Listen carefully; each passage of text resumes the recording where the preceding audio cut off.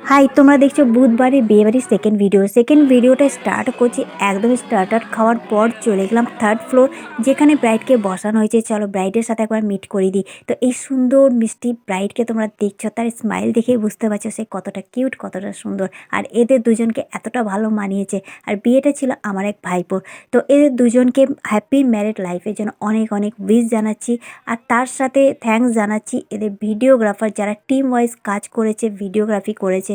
আর এই ভিডিওগ্রাফিতে কিন্তু আমার মোবাইল থেকে তারা এত সুন্দর সুন্দর পিক আর ভিডিও নিয়েছে, তাদের জন্য কিন্তু অনেক অনেক থ্যাঙ্কস। আর এই ভিডিওগ্রাফি যারা করেছে তারাই কিন্তু আমার এক ফেসবুক ফ্রেন্ড।